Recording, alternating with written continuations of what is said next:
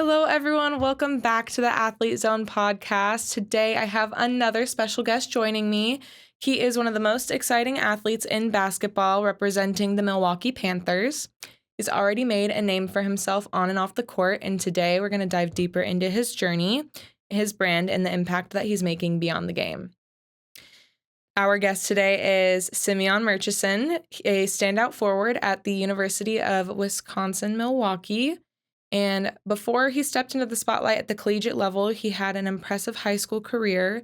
So now he's going to be building something even bigger, a personal brand that resonates with fans and inspires others. We're going to talk about Simeon's journey from his early days in Milwaukee, Wisconsin, to becoming a D1 athlete and how he's using his platform to build a brand that represents something much bigger than just sports. First off, Simeon, how are you doing? I'm doing fine. Thanks for having me. Yeah, of course. Thanks for coming on the show. We're really excited to have you. How's life treating you at Milwaukee right now? It's treating me all right. A Good. little exhausting from waking up in the mornings for practices and stuff, but it's all right. Yeah, that's good. Are you, it looks like you're in the dorms. Yeah, How's that? it's all right. It's pretty decent. Yeah. Well, good. That's better than I've heard for some other dorms. So could you tell us a little bit about how you grew up and what made you get into basketball? How I grew up I grew up in I would say like a pretty rough neighborhood, I would say. Because like the neighborhood I grew up in, it was like bad. Like at my mom's house that we had, it was like getting broken into a lot. Like some of our stuff we had, like sometimes like came up missing. Then it's like it was just like bad. And like people like shooting around like our houses and stuff, and then like other stuff going on. So it was like that. And then it was just like we kept like moving, trying to find like a place that was had some peaceful like surroundings around. And it was rough. It was rough. So, and then I was how I got into basketball. I got into basketball around like sixth grade. I've been playing since fifth grade, but I didn't really get into it until like the sixth grade because my middle school team they was hosting like basketball tryouts for everybody, and then I called my mom and then I asked her, can I like try out for the team because I'm autistic, and then my mom didn't want me like being around that because autism is like some like hard stuff to handle, and then because all the loud noises, like basketball is like a physical contact sport, and then like my mom thought I wasn't gonna be able to handle all that, so it was and my mom like she just came to a decision like basketball was gonna be like my outlet from like everything like from all the bad stuff, and then like everything that basketball has like showed me is like it was a blessing. Good. I'm glad to hear that.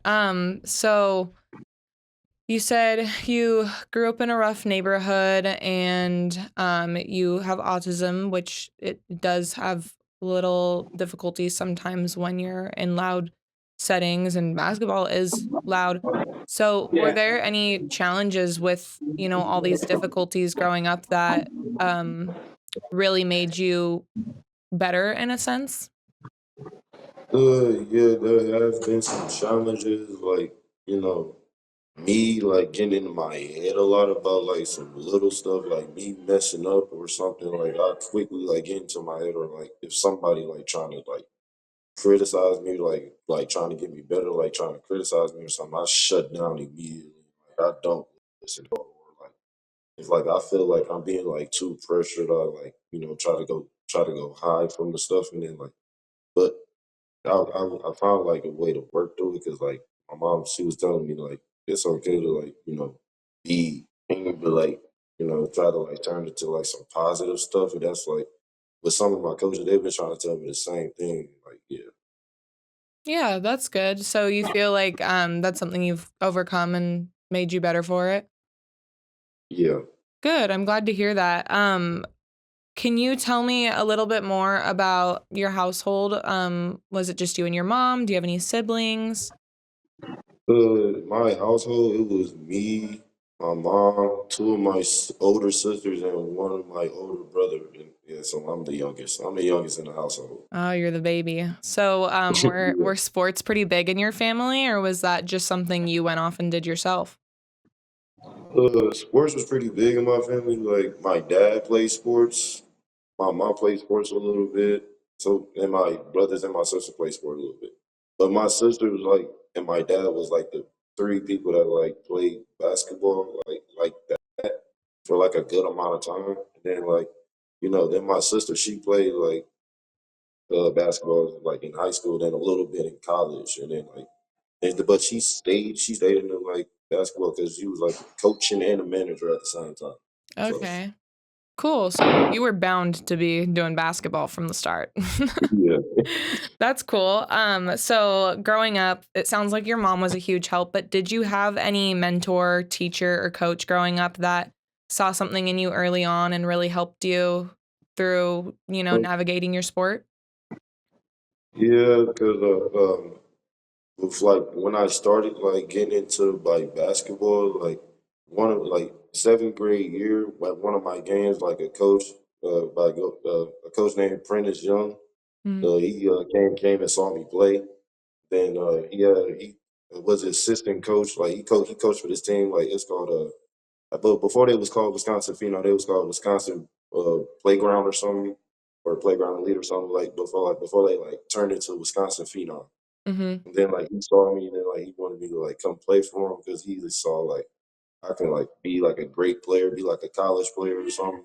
Then he just like then he was the first person to like see like the potential I had. Yeah, that's nice. Um, so as a kid, you said you weren't really serious about basketball till about sixth grade. What did you imagine you were going to be doing when you grew up, when you were a kid? I imagine myself like doing something that wasn't basketball wise. I would say I didn't know what I was going to do, but like I would say I wanted to like be like a video game person. Like yeah, like some video game wise other than basketball. No, yeah, that's the dream. To just play video games all day. That's what I want Yeah. to do. um, so what other kinds of things were you passionate about growing up? I was passionate about getting my education, I would say. Yeah. And then I would say like another thing I was passionate about like doing something that'll make my family proud or like yeah, something like that. Yeah. So you do pretty good in school then? Yeah, Cool. And you said you wanted to do something that made your family proud. Do you feel like you've achieved that? yeah, I did. I feel like you overcame all these obstacles that, other people were concerned about. And you were like, I don't care. Yeah, I can do it. And you did it. Good for you. yeah. So what is a memory from youth basketball or other sports that you've played that you still carry with you? One of the memories I have from basketball was my senior year in high school. Mhm.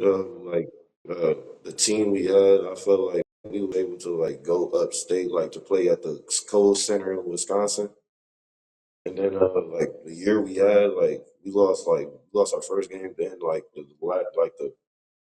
the course of the season went on, we started getting better. We started winning games, and then like we made a magical run in the state playoffs, and then like came up short in the sectional finals with the game before we went upstate. So that was like that's a memory I'm gonna hold forever. Yeah, no, that's a good one. What did that feel like? It felt great because I felt like like the school I was at because I went to Milwaukee Hamilton. The Mhm. school like that school like they hadn't won state in like over like a few decades. Like I think like the last time they actually won state was like the last time they actually won state was like 1972, I believe.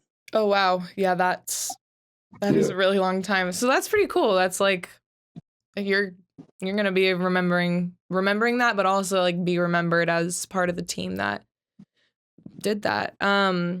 Yeah, So I was reading your stats and you are 6'9". yeah. That's really tall. So being this tall, there's lots of expectations put on you as a basketball player. How did you handle these expectations and all the attention that came to your size and potential? I handled it. I say I handled it very well cause like before, like when I got into basketball, I was like a skinny kid. Like I was like I didn't have no muscle on me being like 6'9" person. Then like going up against like all these other people that was the same height as me, and like seeing how like muscular and like how built like weight room wise built they was. Like it was like a tough expectation for me. But like as soon as like I got like to like my sophomore, junior, senior year, I felt like I was gaining a little weight to start like matching like what they had. Yeah. Okay. Yeah. Yeah, I read that and I was like, this is definitely a lot of expectation there. So growing up, who were your biggest influences inside and outside of your sport? Inside the sport, I would say my biggest influence was my coaches, like from when I first picked up a basketball till now, because like they see how like what I went through and like how I overcame it, and then like they see that like I can be like a potential NBA player or like be anything like a pro player, like go overseas or like go to the NBA or something. So I would say my coaches like is my biggest influence on the court, but off the court, I would say my biggest influence is my family Yeah. because like they gonna have my back regardless. So like it's like whatever decision I want to make, they gonna stand behind the decision I make. Or they're gonna try to make the decision that's best for me or best for my like well being and my like basketball career stuff like that. So Yeah. yeah, Yeah, I mean, it sounds like your mom was pretty amazing too. I mean, moving around just to make sure your kids are safe. I mean, that's Mhm. a lot of effort. Um, yeah, that's great. So I wanted to ask, what were some of the challenges that you faced in high school and how did they shape you as an athlete? I'd say the biggest challenge was when the COVID coronavirus outbreak happened because like in my freshman year, like way before it happened, like my freshman year, we lost, and like that was the last. It was our last game of the season, and we lost. So it was like as soon as the outbreak happened, like everything shut down. Like I couldn't even go to the gym. I could barely find a gym to like go lift weights, work on my game, and do stuff like that. But like it was just horrible. Like then I was just standing in the house like eating, getting like then like I was getting fat. Like I was thin. Like Me too. yeah. No, but I honestly didn't even think about that. I know that like COVID happening really slowed a lot of us down academically, really messed with a lot of our social skills. But I didn't Yeah. even think about the fact that, your senior year of your sport is, especially in your junior year, I mean, those are two of the most important years. And to have COVID shut that down, I can't imagine. High school, obviously, a huge part of your career, but stepping into college is a whole other level. And I want to talk to you about what it was like going from high school to being a Division 1 athlete. So, what do you think would have been the biggest adjustment that you had to make? Honestly, it's like two things because like academic wise, it's like going to college, you want to be basically on your own. Like you got to start doing stuff for yourself because like you turn it into like basically college is like turning into like a grown person. Like like you got to start waking up in the morning by yourself. You got to organize, make sure you're organized on stuff like that. And then I'll say basketball was it's like speed everything. Like the speed of everything from high school to college was Hmm. different. And then like my first day of seeing that, it caught me off guard. Like, okay, yeah, this is like really like how college is going to go. Yeah, it's a little intimidating because now you're Yeah, taking from your normal team to all the best people on their team too. Yeah. But you are still in Wisconsin, right? So are you pretty close to home? Yeah. That's nice. So I assume like family is able to support you pretty easily, come to your games, cheer you on. Yeah. Perfect. I love that. What made you decide to stay close to home? Because Milwaukee was my only athletic scholarship offer I had. Then like the rest of them was junior colleges, so like Milwaukee was like the only best option I could take to commit. It's kind of cool that it ended up being in your home state, not hometown, right? It's a different town. Yeah. Well, that works out nice. How do you feel like being at UWM has shaped you as an athlete and as a person? I feel like it shaped me okay because like I started like my freshman year it was okay. Then sophomore year, junior year, it was like I started like getting better with everything. I started like organizing my stuff. I started waking up on my own, like make sure I have my alarm set, all that other stuff, like doing like stuff that other grown people do. Yeah. So it's like I say like it's shaping me into like a grown person. Yeah, it was you had to lock in. That's honestly, like, I agree, that was a really hard part for me going to school is kind of having to be an adult. Like, if you don't go to the store and get food, you're not eating. Like, Yeah. it's not happening. So what was one of the biggest challenges that you've faced since being at, D1 school? One of the biggest challenges I would say being here, I would say is I would say that's an extra good one. I would say like me being like in shape for like the season, all that other stuff. Like waking up like we like our preseason conditioning stuff is like we waking up early in the morning, getting like right after it. I'm like then it's like then it's like after that we gotta go to class.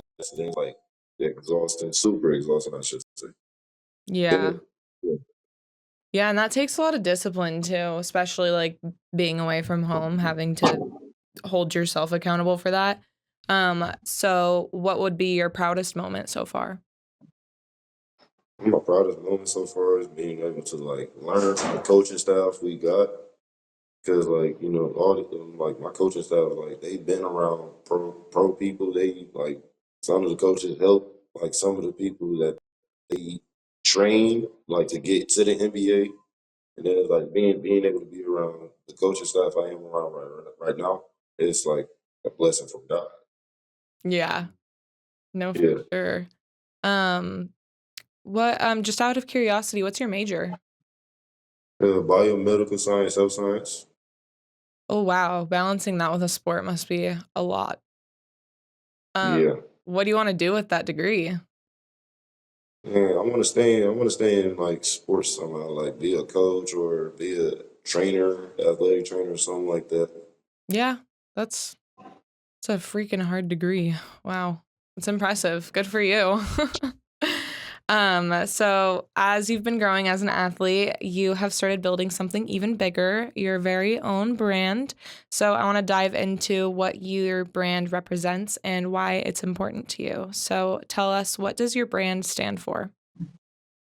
I say my brand stands for uh, like where I came from, like Milwaukee. Like Milwaukee is always gonna be my home. Like it's always gonna be like something that's gonna stay in my heart. Yeah, perfect. I love that. And you're still in Wisconsin, so perfect. Um, In launching your merch and engaging with fans, how do you want your story, local Milwaukee kid, big man work ethic, to be told and reflected? I would. Uh, my bad. Can you repeat that? No, you're okay. In launching your merch and engaging with fans, how do you want your story, as the local Milwaukee kid, big man work ethic, to be told and reflected? I would want that to be told, but like if you come to like one of our practices or come to one of our games, like you're gonna like fans, y'all gonna see like how hard I work and how hard I play. Like everything I do is like it's gonna be competitive. Everything I do is gonna be like I'm gonna work hard. Like I'm gonna play hard. I'm gonna like play for the city. I'm gonna play for like my home. It's like, yeah. Yeah. Yeah, I like that. That's a really good answer to that question. Um, so your brand is not just about you, it's also about your supporters. So what does fan support mean to you as an athlete? Fan support mean a lot. It means a lot because like the support system I got and then like the support system I've like been had and still got to now because of basketball. Like just like the people I met have become family, like real family. Yeah, Yeah. that's really nice. So what is one thing that you would say to all of your supporters if you could? I would say like I just appreciate y'all for like being around, being there and helping me from, like where I came from, staying, helping me out with everything, like being there for me, like pushing me to be better. Like yeah, Yeah. I appreciate it. Yeah, can't do it without them, right? Yeah. Well, this has been an incredible conversation. And before we wrap up, where can everybody follow you and support you on social media? You can follow me on Instagram, JiggySun3X. Then Twitter, Simeon Murchison without the N, 5. Then uh, yeah, that's it. All right. Well, thank you so much for joining us today. No problem. Thanks for having me. Of course. And to our listeners, don't forget to check out Simeon's merch on athletezone.com. And remember that every purchase helps support his journey and keeps his brand growing. Thanks for watching.